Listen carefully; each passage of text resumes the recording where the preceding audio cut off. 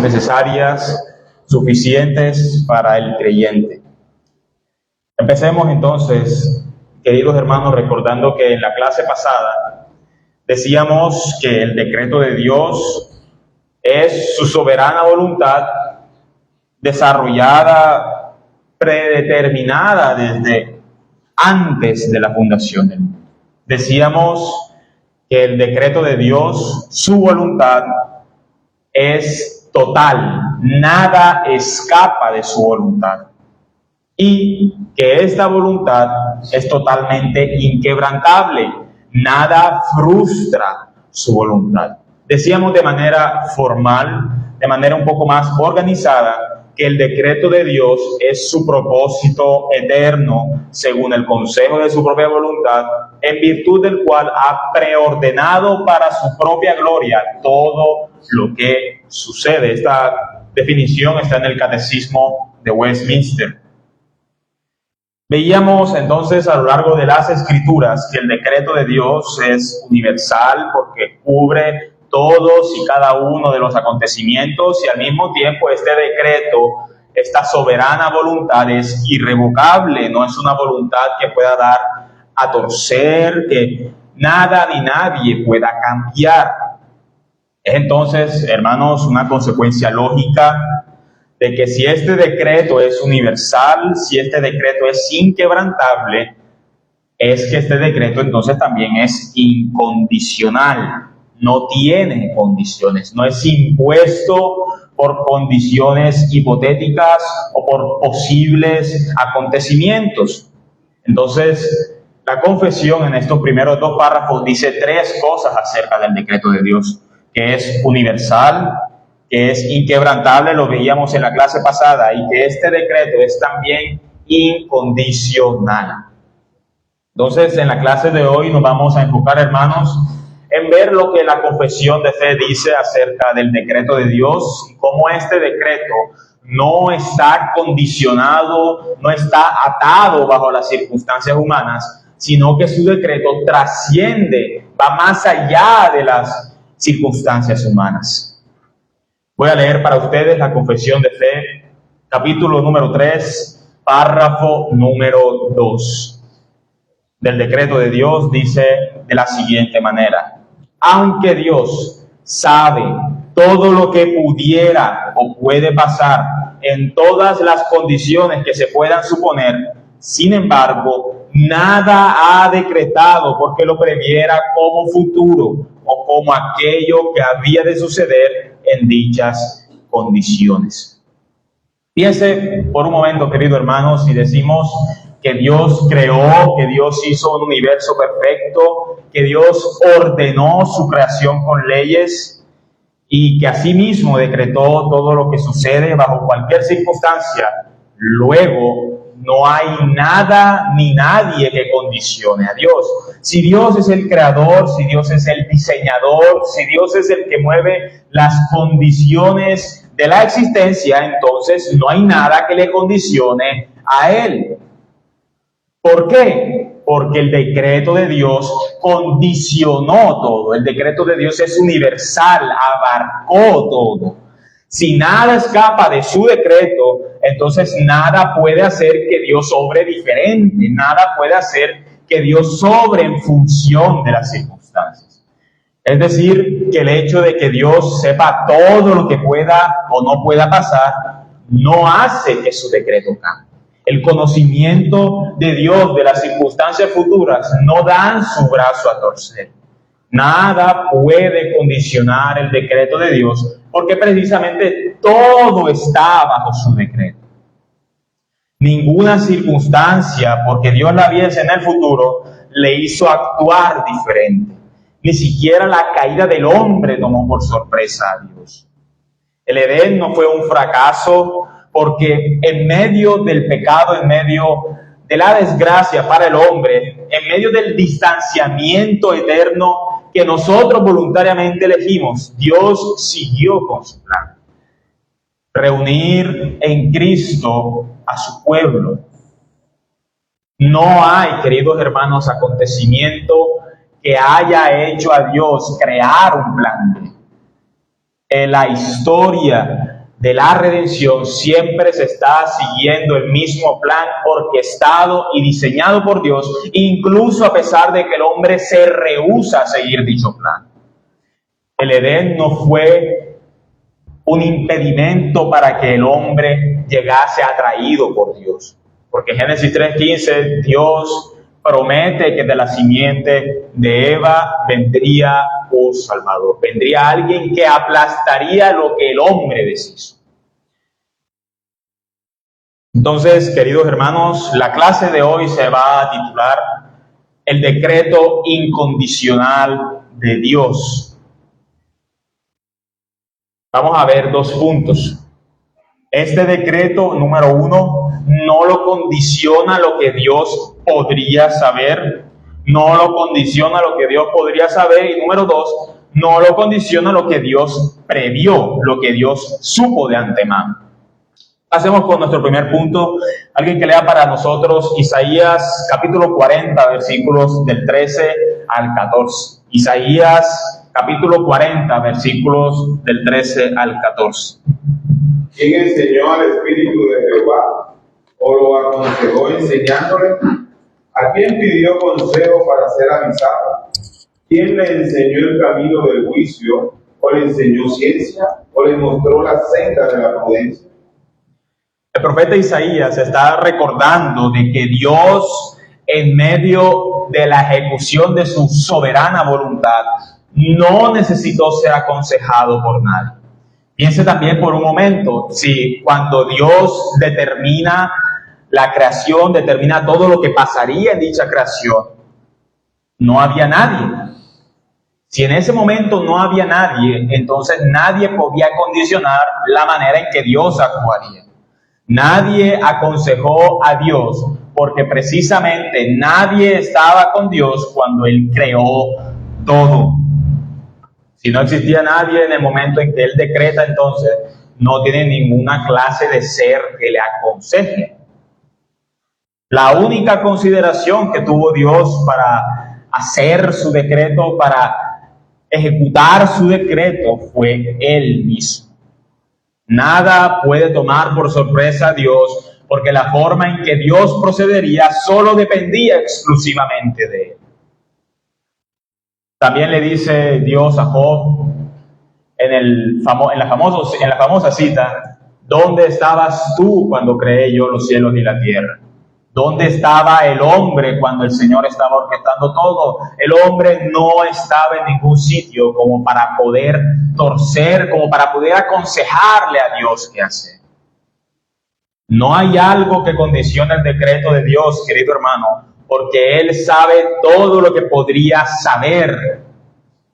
No hay ninguna situación que no sea prevista ya en el decreto por Dios. Entonces, si el decreto de Dios abarca todas y cada una de las circunstancias, eso quiere decir que no hay ninguna circunstancia que le condicione. Para Dios no hay planes B, porque su decreto es total y su decreto es infrustrable. Tomás de Aquino, en la Suma Teológica, distingue entre lo que Dios conoce como real y lo que Dios conoce como posible. El punto es que Dios conoce no solo lo que decretó, sino todo lo que podría haber decretado. Dios tiene un conocimiento exhaustivo de posibilidades, pero este conocimiento no es limitado, no es adquirido. Esto encaja, queridos hermanos, perfectamente con nuestro punto. Si Dios conociera solo una porción de las posibilidades, si Dios solamente conociera una parte de lo que podría pasar, Dios necesitaría consejo del hombre. Y eso es justo lo que el profeta Isaías está negando. No hay nada que pueda aconsejar el actuar de Dios, porque nadie podría saber la infinitud de las posibilidades que Dios conoce. ¿Y por qué Dios conoce todas las posibilidades? Porque Él ha decretado lo que va a pasar. Es decir, si algo es diferente a lo que Él ha decretado, Dios ya conoce que no sucederá. Y esto no le condiciona, sino que confirma que Dios sabe todo lo que podría pasar. Y aún así, Él actúa de una manera soberana ante cualquier situación. Entonces Dios no decreta analizando un ejercicio de posibilidades, porque en Dios no hay posibilidades. Él sabe todo lo que va a pasar porque Él decretó absolutamente todo. En la plenitud de su conocimiento, querido hermano, Dios conoce todas las posibilidades. Entonces, si Dios conoce todas las posibilidades, Dios no va a ser sorprendido por ellas. Y Dios no va a actuar a causa de ellas. Como Dios conoce su decreto, como Dios conoce cada paso que dará la historia, cualquier posibilidad diferente es conocida por Él, porque Él conoce el único camino que va a transcurrir. Entonces, querido hermano, el decreto de Dios no es condicionado porque Dios sepa lo que pueda o no pueda pasar, porque en el ejercicio de su voluntad, Dios no deja nada por fuera, ni deja que nada deseche su voluntad. Entonces, si aceptamos y entendemos que Dios sabe todo, es entonces porque Él ha decretado todo.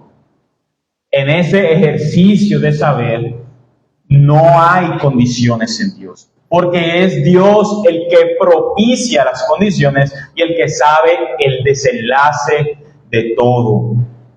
Si todo está decretado, entonces las posibilidades pasan a ser solamente eso, posibilidades que no alteran, que no condicionan la manera en que Dios dijo que va a pasar absolutamente todo. Pensemos por un momento en lo que les comentaba hace un rato en Edén, en el caso de Adán. ¿Dios cambió acaso de plan? ¿Acaso el hecho de que Eva mordiera el fruto prohibido alteró el plan de Dios? No, para nada, absolutamente. Incluso el fracaso del hombre significa éxito en el plan de Dios.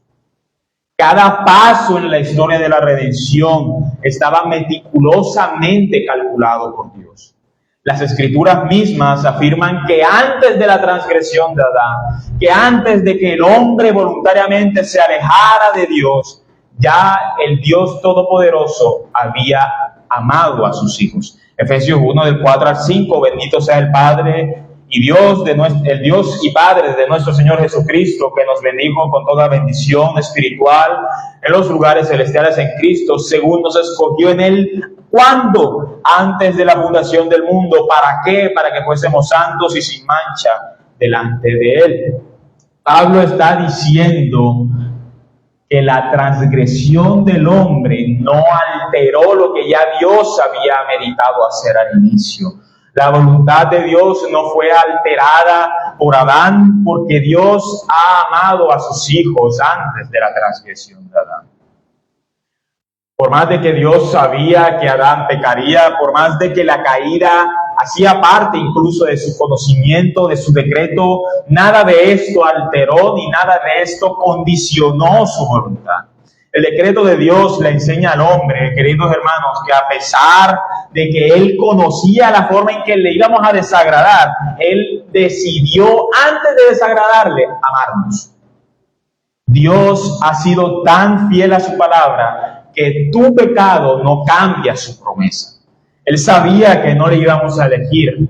Él sabía que Adán iba a preferir ser como Dios antes que seguirle. Él sabía que el hombre iba a estar eternamente separado de su bien. Y aún así decidió entregar al Hijo amado por Él, por nosotros. Si las posibilidades, querido hermano, afectaran al decreto de Dios, no existiría el decreto de Dios. No sería ya un solo decreto, sino que serían varios decretos previstos según las posibilidades. Pero si Isaías dice que nadie aconsejó a Dios, si Isaías dice que Él estaba solo antes de la creación del mundo, entonces el mundo creado no puede anteponer sus condiciones al Creador.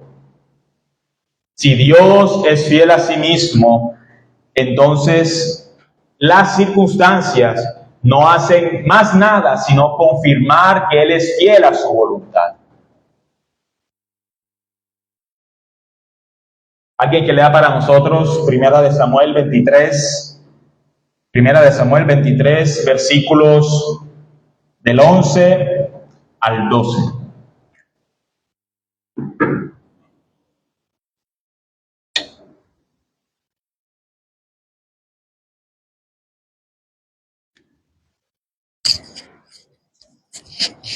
Me entregarán los vecinos de Keila en sus manos. ¿Descenderá Saúl como ha oído tu siervo? Jehová, Dios de Israel, te ruego que lo declares a tu siervo. Y Jehová dijo: sí descenderá. Dijo luego David: me entregarán los vecinos de Keila a mí y a mis hombres en manos de Saúl.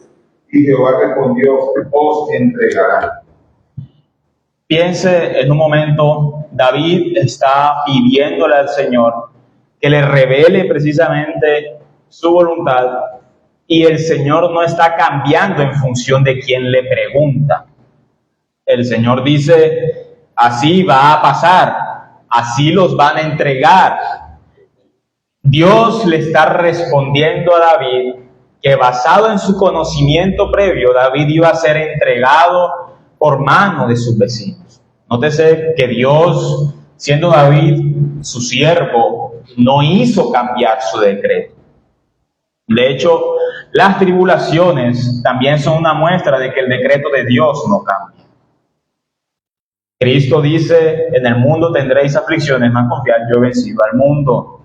Esto confirma, querido hermano, que el decreto de Dios es inmutable. Que el decreto de Dios, aun cuando Dios sabe todo lo que podría saber, no hay cambio ni mutación en este decreto. En el ejercicio de su voluntad, Dios no hace ni ha hecho otra cosa que guardar su promesa. Dios, en el texto que leíamos, a pesar de que David fue entregado a sus enemigos, a pesar de que David estuvo expuesto a la traición y a la muerte, Dios le mantuvo el reino a David. David fue entregado a su enemigo Saúl, pero David no fue abandonado a pesar de la tribulación. Las circunstancias que Dios permite, querido hermano, no violan su decreto. En el ejercicio de sus promesas, en el ejercicio de su voluntad, Dios no cambia el rumbo, aunque sepa todo lo que Él podría saber. Pensemos entonces también en un ejemplo práctico, digamos, para que podamos entenderlo un poco más. Un inversionista puede estudiar el mercado, puede analizar tendencias. Un inversionista puede calcular los riesgos de meter su dinero en algún lugar. Si el inversionista prevé que el mercado va a bajar, él va a retirar su dinero antes de perderlo. Es decir, la decisión del inversionista está condicionada por lo que va descubriendo. Si el inversionista ve que el mercado va a bajar, él va a retirar su dinero. Él primero conoce y él después decide. Y si lo que conoce cambia, su decisión también cambia. En Dios, Él conoce las posibilidades igual que, o mejor dicho, infinitamente mejor que el inversionista que conoce el mercado.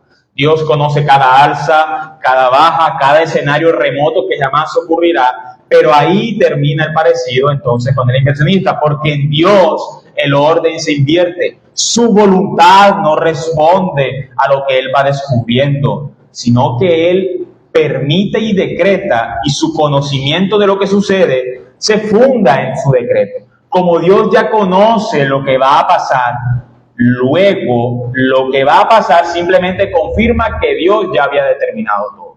No al revés. No son las circunstancias las que mueven a Dios, sino que son las circunstancias las que son movidas por Dios.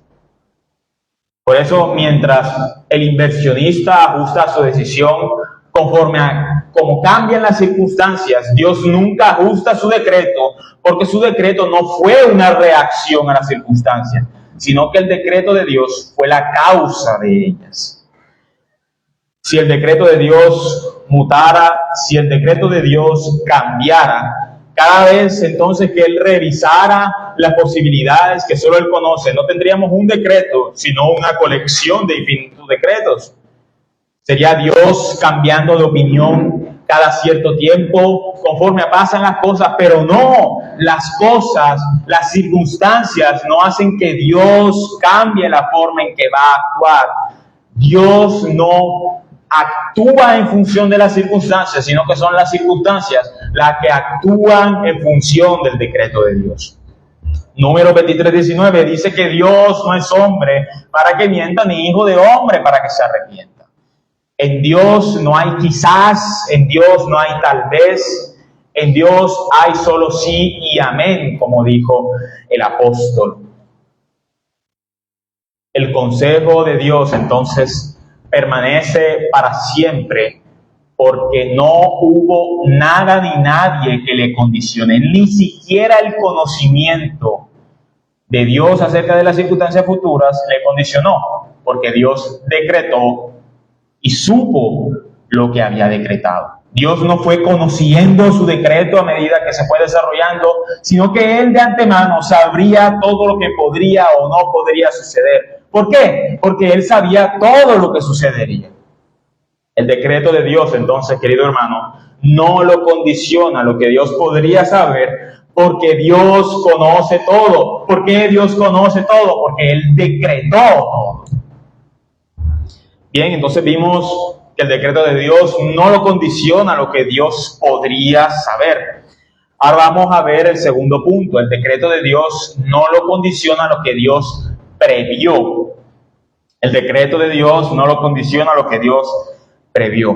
Volvamos entonces al párrafo 2 del capítulo número 3 de la confesión de fe. Dice de la siguiente manera: aunque Dios sabe todo lo que pudiera o puede pasar en todas las condiciones que se puedan suponer, primer punto, sin embargo, nada ha decretado porque lo previera como futuro o como aquello que había de suceder en dichas condiciones. Punto número 2, el decreto de Dios no lo condiciona lo que Dios previó.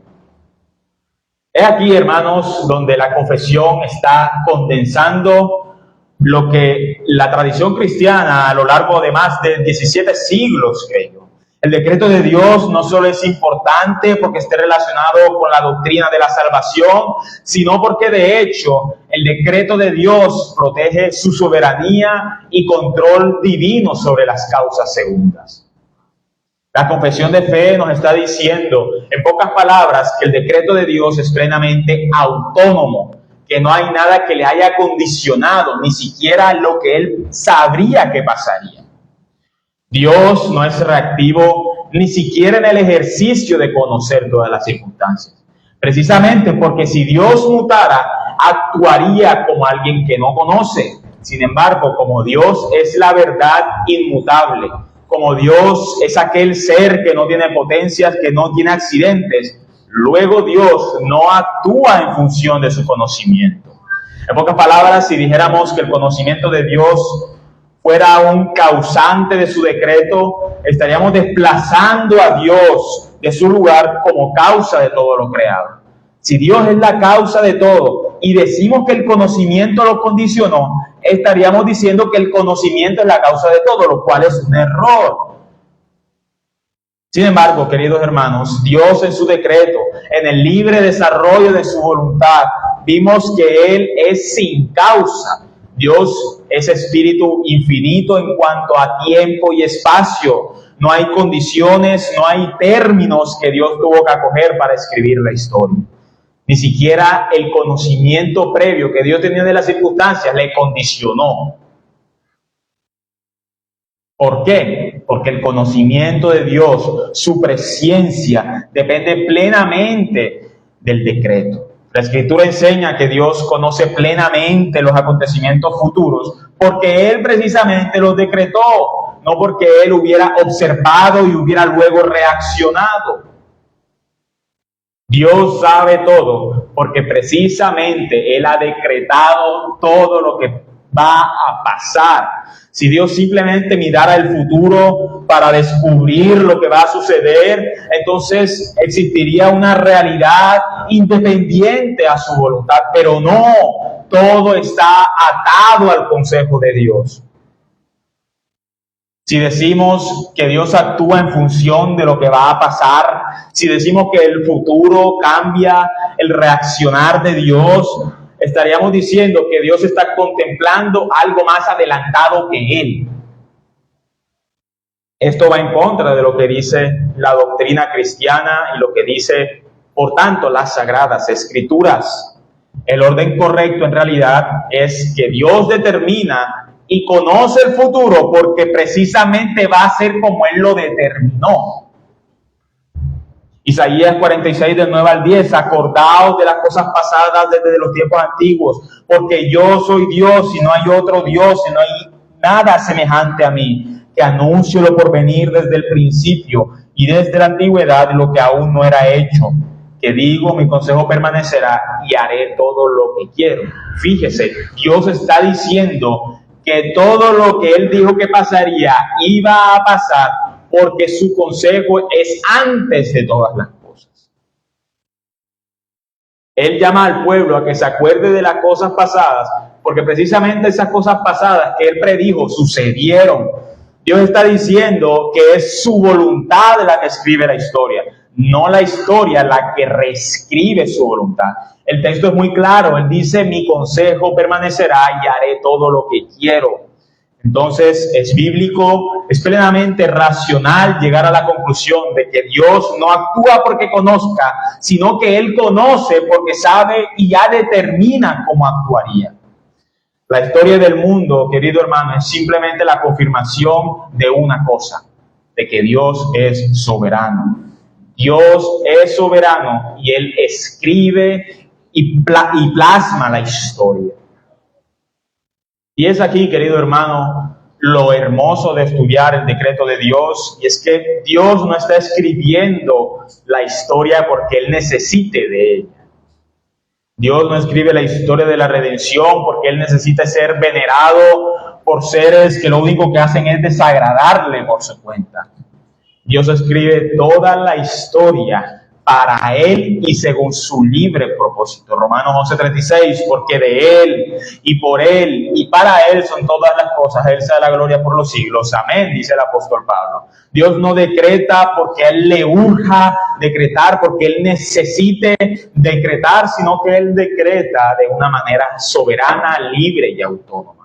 El texto muestra entonces que la historia proviene de Él porque Él decretó en sí mismo y de manera independiente todo lo que iba a pasar. Las cosas provienen de Él porque Él decreta, por Él porque no hay otro soberano aparte de Él y para Él porque la gloria de todas las cosas no escapará de Él. Dios no decreta quitándose un peso de encima, sino confirmando una cosa, que la gloria no será para el hombre, sino que será exclusivamente para Él. Si Dios mutara, si Dios fuera un ser reactivo, diríamos que Él necesita de algo. Un ejemplo práctico es que nosotros cambiamos constantemente porque nuestras necesidades cambian. Uno te coloca la misma ropa que ayer porque la ropa del día de ayer ya está sucia, ya necesitas lucirte bien. Tú puede que compres un celular nuevo porque el anterior que tienes está muy lento. Nosotros mutamos porque necesitamos algo mejor, porque lo que teníamos no nos satisface.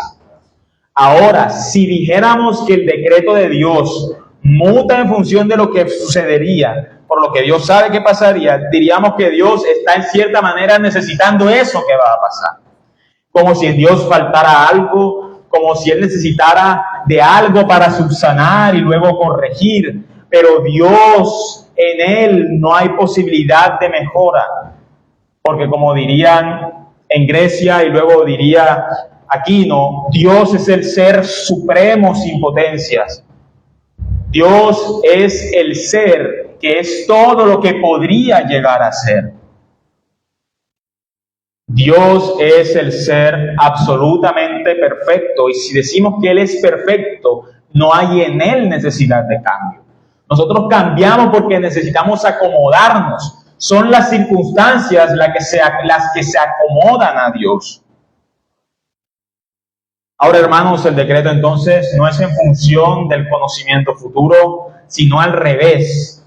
Esto, lo que pasará, es determinado precisamente por el decreto. Ahora, hay que hacer una claridad, querido hermano. Dios, Él decreta antes de la fundación del mundo. Él decreta antes de que incluso existiera algo llamado tiempo. No hay un antes y no hay un después. Estas dos cosas están y van de la mano, su decreto y su conocimiento. Él no decretó sin saber ni supo sin decretar, porque Él nunca adquiere nada. Él decreta y conoce todo lo que pasará, porque Él decreta precisamente. El decreto entonces no lo condiciona lo que Dios previó, porque si el decreto dependiera de su presciencia, entonces el conocimiento sería la causa del decreto. Ojo, si decimos que Dios hace las cosas en función de lo que en el futuro pasaría, diríamos que el futuro es la causa de Dios. Esto es erróneo, porque Dios es sin causas. Imaginemos esta secuencia una vez más. Dios prevé que Pedro caerá y debido a esa previsión, Él decreta salvar a Pedro. Entonces la razón de la salvación de Pedro sería la fe, sería lo que pasó con Pedro, mas no sería lo que ya Dios determinó. Es decir, entonces la fe de Pedro sería la condición del decreto. Dios estaría condicionado a que el hombre en el futuro decidiera o no decidiera ir en pos de él. Y esto es erróneo. Esto iría en contra del hecho en que Dios no tiene razón para votar. Si la salvación fuera por obras, estaríamos diciendo que Dios tiene una deuda con nosotros, que sería un dame y te doy. Y Dios no tiene por qué recibir nada del hombre, porque el hombre no puede darle nada. Si Dios es todo lo que puede llegar a ser, entonces hablar de una salvación por méritos es hablar de algo que le añades a Dios, y esto va en contra de lo que dicen las Escrituras. Las Escrituras muestran que en Dios no hay razones, sino que Dios es la razón de la fe. Romanos 9 del 15 al 16, pues a Moisés dice el Señor, tendré misericordia del que yo tenga misericordia y me compadeceré del que yo me compadezca. Así que no depende del que quiere ni del que corre, sino de Dios que tiene misericordia. Entonces Dios no decreta salvarnos porque Él vea en el hombre un mérito en el futuro, porque Él crea que el hombre le va a responder positivamente, sino que Dios es quien le da al hombre el creer. No es como si a Dios le diera pena, como si a Dios le diera vergüenza alterar la libertad humana. Y entonces nos deja actuar de tal manera que no cambie su decreto, de ninguna manera. Nos conviene que Dios altere nuestra libertad, porque cuando nos ausentamos de Él, vamos en pos de los placeres temporales. Luego, Dios es la causa de la fe. Si Dios no es condicionado por la fe, quiere decir que la fe es condicionada por Dios. Porque la fe, ni la fe ni nada de lo que hay condiciona a Dios. Entonces, para que sea lógica la salvación, debemos entender que es Dios quien da la fe y no el hombre el que le da algo a Dios. Porque si el hombre le estuviera dando algo a Dios, estaríamos diciendo que Dios tenía una clase de deuda con el mérito del hombre. Y las Escrituras dicen que todos estábamos eternamente alejados de Dios, por cuanto todos pecamos. El texto es claro, no depende del que quiere ni del que corre. Tú te puedes flagelar, puedes hacer las obras que quieras, puedes sacar a todo el mundo de la pobreza, pero si en ti no está la fe que el Señor dio, de nada sirve. Porque no vas en pos de agradarle a Él, sino que vas en pos de ti mismo. No depende del que quiere ni del que corre, dice el texto, sino de Dios que tiene misericordia. No depende de absolutamente ninguna clase de mérito humano la libre elección de Dios. Lo hermoso del decreto de Dios, hermanos, es que Él decide salvar incluso conociendo lo que tú harías para deshonrarlo. Él sabía que le ibas a deshonrar antes de que tú lo hicieras. E incluso sabiendo esto, Dios no altera su decreto. Dios no altera su decreto a pesar de conocer la inmundicia del pecado, porque su amor hacia sus hijos es eterno, así lo dicen las Escrituras, Jeremías 31:3, porque se manifestó a mí hace ya mucho tiempo diciendo, con amor eterno te he amado, por tanto te prolongaré mi misericordia. Si Dios decretara en función del mérito humano, viviríamos en incertidumbre. Cada vez que pecáramos, perderíamos los beneficios del ser hijos de Dios. Sin embargo, para el creyente, el decreto de Dios no es en función de nuestras buenas obras, sino nuestras buenas obras en función de su decreto. Es por eso que el ser humano, el Hijo de Dios, pide al Señor conocer su voluntad. Dios conoce nuestro ser. Dios nos conoce desde y hasta la eternidad, y aún así, aún sabiendo que no lo íbamos a elegir, Él nos eligió, y no solo nos eligió, sino que nos dio lo que Él más podía amar por nosotros, que no le elegimos. Dios Él decretó amarnos, no a causa de nosotros, sino a pesar de nosotros. El Evangelio es precioso porque va ligado eternamente al decreto de Dios. Y si el Evangelio va ligado eternamente al decreto de Dios, el Evangelio permanece a pesar de lo que nosotros hagamos. Precisamente la presciencia bíblica está relacionada con el amor previo de Dios para con sus hijos. No solo como mero conocimiento. Dios conoce, hermanos, en el sentido en que tiene relación con sus hijos de amor antes de que estos hijos existan. Dios ama al hombre que luego lo iba a deshonrar.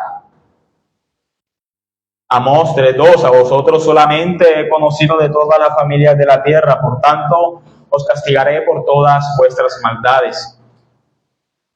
Dios está dirigiéndose mediante el profeta Amós a la nación de Israel presente en Egipto. Dios está dirigiéndose a israelitas que emigraron allá a pesar de las advertencias de profetas anteriores como Jeremías. Ahora, el texto está diciendo que solo Dios conoce a Israel. Pero esto no tiene sentido porque Dios conoce el ser de cada hombre. Precisamente en el contexto del pasaje, Dios está diciendo que Él conoció en amor a sus hijos. Por cuanto Él conocía a Israel, a los que verdaderamente eran hijos según la fe, les castigaba. ¿Qué dice Dios acerca de los que ama? Proverbios 3:12, porque Jehová al que ama castiga como el padre al hijo a quien quiere. Luego, el conocer en Dios, como lo dice el profeta Amós, está relacionado también con el amor. Dios ama previamente, Él conoce a su pueblo y luego le castiga, no al revés. Él no castiga para después amar, eso no tiene ninguna clase de sentido. Él ama previamente y luego en función de la corrección, Él castiga a sus hijos. Créame, hermano, que si fuera por la presciencia de Dios, por lo que Él sabe que podría pasar, la antigua nación de Israel no hubiera sido elegida para traer al Mesías. Israel era un pueblo pagano y era un pueblo peor incluso que sus vecinos. Regalaban sus hijos a demonios, a Balac, a Baal y a Moloch. Y eso no mostraba que Israel fuera un mejor pueblo que los demás.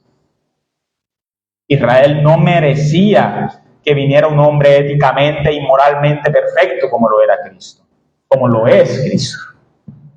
Dios no hubiera actuado a causa de la infidelidad del pacto que Dios, de la infidelidad al pacto que tuvieron los hijos carnales de Abraham.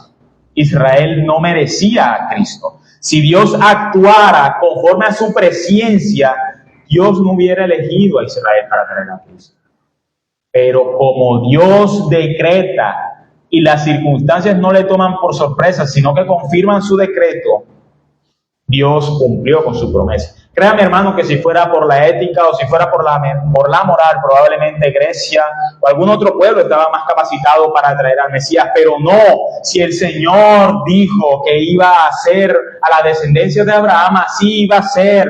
Y en Cristo están condensadas todas las promesas al antiguo pueblo de Israel. Si el antiguo pueblo de Israel no reconoció a Cristo, nosotros no tenemos razones para reconocerles. Las Escrituras, queridos hermanos, muestran que Cristo es el cumplimiento de la promesa a Abraham. El sentido de la elección de Israel como pueblo antiguo era traer a Cristo, no era ningún otro más. Si las Escrituras dicen que no depende del que quiere ni del que corra, sino de la libre elección de Dios, entonces el Señor traería, tal como dijo, al Mesías y al Salvador de la iglesia, al Salvador del hombre. Nada ni nadie pueden condicionar el decreto de Dios, querido hermano. La omnisciencia significa que Dios conoce perfectamente todo, pero no es la razón que Él tiene para actuar. Queridos hermanos, todo está sostenido por el consejo que permanece. Y todo termina donde comenzó, porque de Él, por Él y para Él son todas las cosas. A Él sea la gloria por los siglos. Amén. Oremos. Señor, sabemos que este tema no es sencillo para nuestras mentes. Sabemos que incluso en medio del conocimiento de este tema, de la indagación de este tema, podemos caer en necedad. Ayúdanos, Señor, para que este tema sea comprendido en su justa medida, que sea analizado hasta donde tú has determinado que sea analizado. Ayuda a tu iglesia. En el nombre de Cristo Jesús. Amén y amén. Bien, hermanos, pasamos entonces a las preguntas. Si alguien tiene alguna pregunta, puede